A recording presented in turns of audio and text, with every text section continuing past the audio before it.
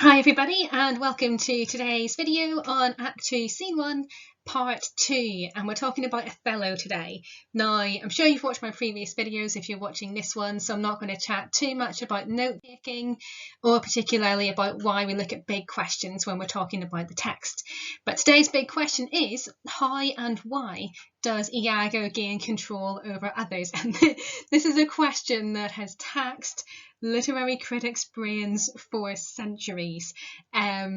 If you're familiar with the poet S.T. Coleridge, he described Iago as having motiveless malignity, as in he had no motivation for the evil that he spreads during the play. Now, of course, that's a debatable idea, and we're going to look at that in today's video. Again, I'm not going to talk too much about the plot of the video, but where we're at is that spider, because Iago uses the image of the spider weaving his web around the different characters of the play, and he's the spider, so he's the predator, or at least that's how he sees himself. So let's go straight into Act 2, Scene 1 then. Othello, Desdemona, Iago, Cassio, Emilia have all arrived on the island of Cyprus. The Turkish fleet has been destroyed, so we're not worried about that at all. And Othello and Desdemona, Emilia all go off, and Othello and Desdemona are enjoying being newly married. And left on stage we have Iago and Rodrigo. Now, Iago, as we know, is planning to manipulate others and to cause the downfall of Cassio, Desdemona and Othello, and Rodrigo is Iago's dupe. Now, what we have in this section of the scene is a kind of, not quite a foreshadowing, but maybe a preparation for the manipulation that Iago is going to do of Othello. So all of the techniques that Iago uses later on, we see him kind of trying out with Rodrigo here to see how successful they are. It's almost as if it's Rodrigo's like a mock exam in preparation for the real exam, which is manipulating Othello. So Iago talks a lot in this scene and Rodrigo doesn't say very much. And if you just notice visually on the screen, the way that Iago is talking is in prose. Now, prose, I suppose I would explain as being normal speech, whereas blank verse, which a lot of the play is written in, looks like poetry. So blank verse is in iambic pentameter with no rhymes, whereas prose, it just looks like you're reading a novel or something. And so prose normally is used by Shakespeare to suggest chaos, to suggest informality, and kind of lack of order in what the character is saying. So let's look then at what Iago actually says to Rodrigo. So he says, "Lay thy finger thus and let thy soul be instructed." And then start of the second section, "But sir, be you ruled by me. I have brought you from Venice. Watch you tonight." Now look at all those imperative verbs that Iago is using. Lay, let, be ruled, watch. So he is taking ownership of Rodrigo's actions. He's taking control. And look at his use of the word soul in that first section there. Let thy soul be instructed. If you watch my previous video, you'll know that a really important line in the play is when Othello says to Desdemona, "Oh, my soul's joy." And he sees love as something absolutely heavenly that's going to allow him to transcend all the difficulties of life.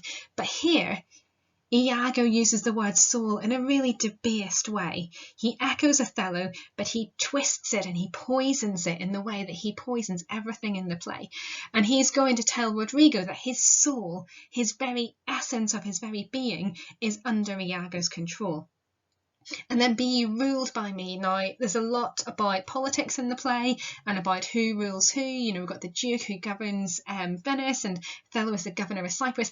Iago aspires to be this ruling figure, to have dominance and control over the other people in the play. And if we go back to that idea that Coleridge said of Iago's motiveless malignity, well, here actually maybe we do see a motivation that he wants that dominance over others. So then Iago starts to tell Rodrigo that one of the reasons why Desdemona is clearly going to have an affair with Cassio is because she loved the myrrh too violently therefore she's going to fall out of love with him quite quickly. So Iago seems to think about love as being a kind of sudden passion that overwhelms you and then changes quite quickly. He says, "Mark with me what violence she first loved the more, but for bragging and telling her fantastical lies, and will she love him for prating." Now think back to Act 1, Scene 3, and in Act 1, Scene 3, Othello said that he told Desdemona all of these wonderful stories about his exploits and his adventures, and that's why she fell in love with him. And it was beautiful, wasn't it? It was really a beautiful description of their courtship. And here Iago twists that, and he says that all of these tales that Othello told her were bragging, he was pretending, and that they were lies. And Iago has a kind of disgust about this. And then he says that actually Desdemona only loved Othello because she believed these lies, so she didn't love him as a true person.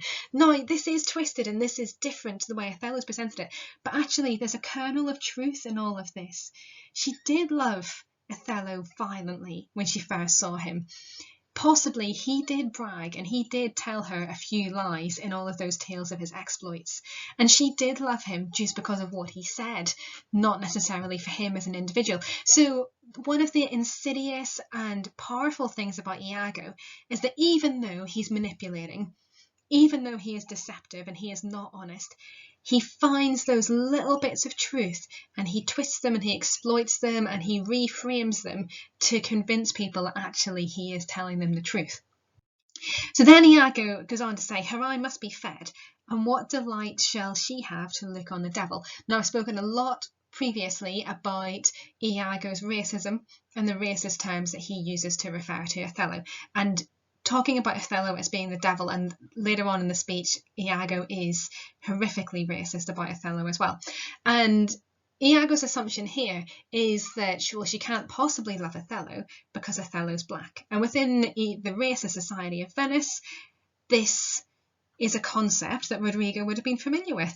And so Iago says, Desdemona's only going to be in love with Othello for a little bit of time, and then she'll get bored of him and she'll move on to someone who's much better looking, Cassio. So Cassio is handsome. He's younger than Othello. Remember, Othello isn't only a surprising match for Desdemona because of his race, but also because he's significantly older than Desdemona. And if you watch the 2015 Royal Shakespeare Company version of Othello, you'll see that they've really emphasised the age gap between Desdemona and Othello. But Cassio's young, he's handsome, he has all these requisites, he has all of these characteristics that young people look for in a lover. Iago says he's a complete knave, he's a terrible person. But Desdemona's seen him already and she's noticed that he's a much better catch than Othello is. So Iago is using these kind of ideas that Rodrigo would be familiar with and getting Rodrigo to believe in the love between Desdemona and Cassio, which is of course a falsehood. And then Iago goes on to say the next part of his plan that he needs Rodrigo's help with. So now that he's got Rodrigo to agree that Desdemona and Cassio are possibly falling in love, he gets Rodrigo on board with the plan. And Iago says that Cassio is rash and very sudden in choler, so he's very quickly made angry. Complete lie, of course. And happily with his truncheon may strike at you, so he may become quickly angry and he may hit you quite quickly as well. Provoke him. So basically, I want you to go and start a fight with him. For even out of that, I will cause these of Cyprus to mutiny, whose qualifications shall come into no true trust again, but by the displanting of Cassio. So he says to Rodrigo, go and cause a fight with Cassio, and I will use that to get everyone to mutiny against Cassio. Cassio will be displaced, and then he tells Rodrigo that he's then going to put Rodrigo forward, and that's going to be really helpful because Rodrigo wants to win Desdemona. So everything that Iago is saying to Rodrigo is taking little bits of the truth, also taking Rodrigo's racist ideas and the ideas of the society that he's grown up in, with a smattering of lies as well, and putting all of these together in order to manipulate Rodrigo. And so this is Iago gaining control over Rodrigo, to go back to our question.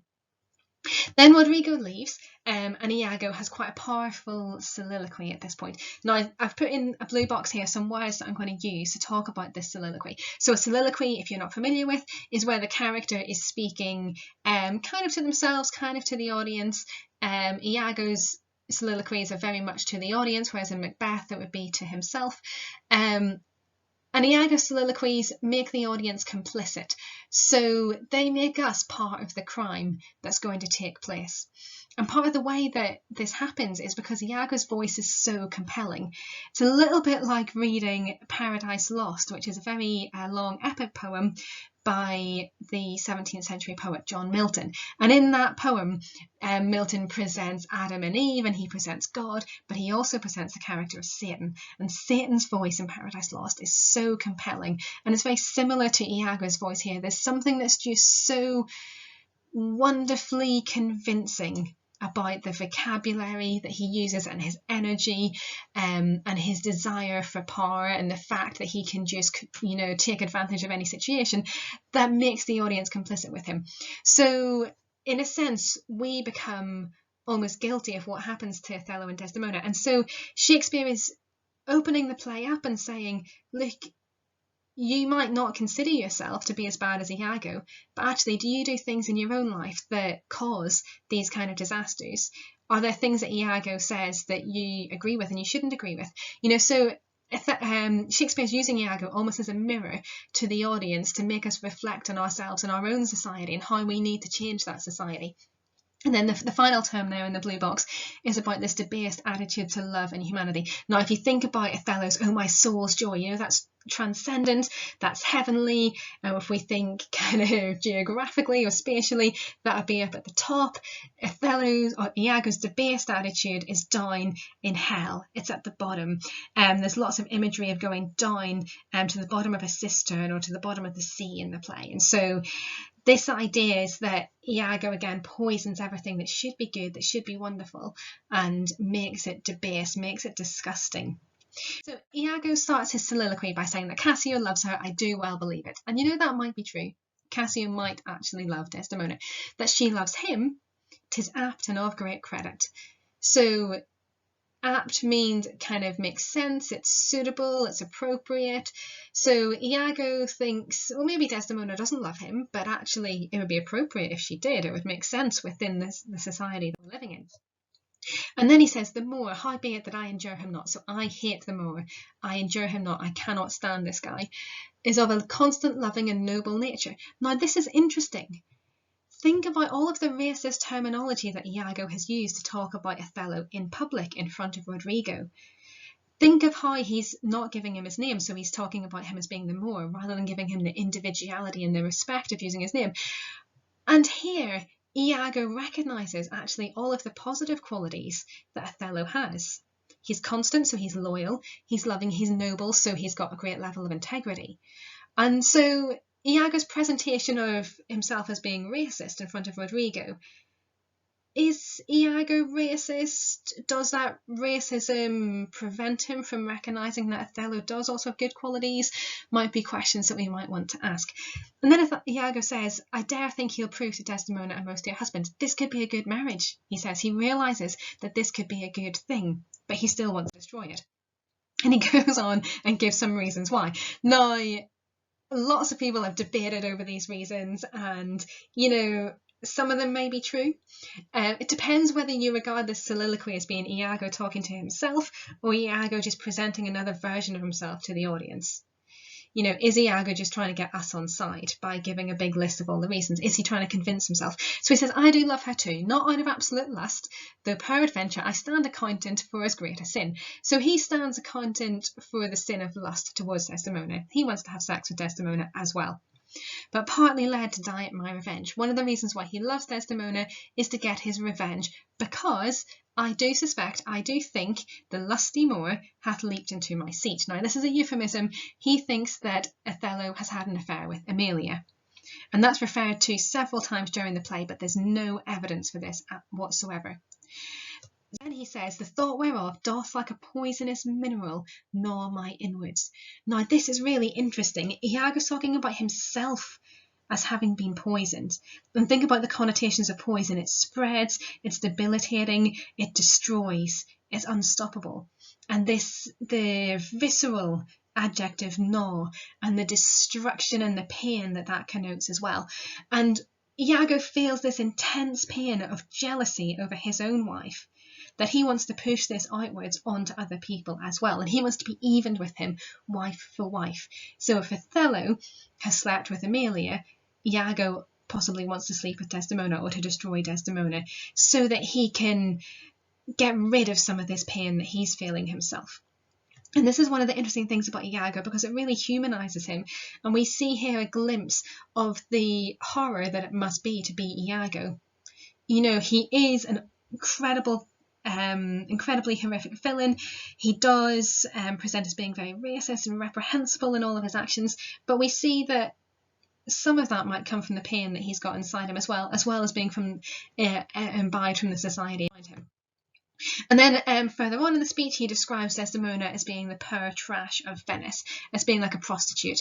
Now, we know, and if you watch my video on Venice and Cyprus, we know that women in Venice are stereotyped as and sexualized. So there's a great association in Shakespeare's time of kind of sexual infidelity and Venice, and women kind of being quite open with their sexuality. So Iago here uses this stereotype to talk about Desdemona, and this is where the idea of being debased comes in. He can't see women as being anything other than sexual objects, you know, because he's a misogynist, and he's worried about Desdemona's power over Othello as well. And we saw in the previous section of this scene that when Cassio says our captain's captain, describing Desdemona, well, this is quite a contrast to that. This is the complete inverse to that. And then Iago goes on to say that he's going to have our Michael Cassio on the hip. He's going to abuse him to the more in the rank garb. So he's going to tell all sorts of lies to Othello about Cassio. Because, now this is an interesting detail, I fear Cassio with my nightcap too. I fear that Cassio is going to have an affair with Emilia as well. He is very jealous, isn't he? Make the Moor thank me, love me, and reward me for making him egregiously an ass. So he's going to denounce Cassio to Othello in order to get more into Othello's good books. And then, 'tis here but yet confused, knavery's plain face is never seen till used. So Iago's got all of these ideas. 'Tis here, these ideas are there, but they're still confused. They're not quite fully formed into a plan. And he says knavery's plain face, so evil's face, the idea of evil, the clarity of the plan, is never seen until it's used. So he's not going to be sure what the actual plan is until he actually does something. So one of the debates about Iago then is he a Machiavellian schemer who knows what's going to happen and has a clear plan? Or is he a fortunate opportunist? Does he just take advantage of events as they happen and turn them to his own favour? If you also look at that final couplet, it's quite interesting that he uses a full rhyme there, and there's quite a lot of examples of full rhyme throughout the play. And it seems every time there's a full rhyme that Othello's fate has been sealed, another nail has been driven into the coffin, and his downfall is inevitable. Okay, so we've got to the end of this video. A little independent learning task here for you if you want to extend your understanding of the text a bit more. I've put some key pieces of vocabulary on the screen here relating to Iago, and I'd like you to go back through the section that we've just done and match the adjectives to some quotations, to some evidence from the scene. So thank you very much for listening. I'm going to do a very short video in Act 2, Scene 2 next, and then after that we'll be into Act 2, Scene 3.